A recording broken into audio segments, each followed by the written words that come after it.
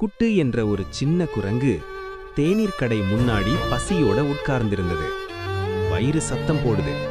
ஆனா யாரும் அவனை பார்க்கவே இல்லை. பழக்கடை முன்னாடி விழுந்திருந்த ஒரு வாழைப்பழத் தோலை எடுத்துக்கொள்ள நினைத்தான்.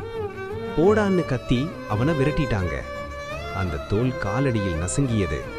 அவனோட நம்பிக்கையும் அதே மாதிரி. அப்போ மழை வந்தது. எல்லாரும் ஓடி போனாங்க. அவன் மட்டும் தனியா நனைஞ்சபடி நின்னான். ஒரு மரத்தடியில் அம்மா குரங்கு தன் குட்டிக்கு சாப்பாடு கொடுக்கறத பார்த்தான். அவன் கண்களில் ஒரு துளி கண்ணீர் மழையோட கலந்து போச்சு. இரவு. குப்பை தொட்டியில் தேடியும் ஒண்ணுமே கிடைக்கல. தலை குனிந்து உட்கார்ந்திருந்தான். அப்போ ஒரு சின்ன பெண் தன் சாப்பாட்டை பாதி பிரிச்சு அவன் முன்னாடி வைத்தாள். அவன் சாப்பிட்டான். கைகளை கூப்பி மௌனமா நன்றி சொன்னான். சில நேரம் ஒரு சிறிய கருணைதான் ஒரு உயிரை காப்பாத்தும்.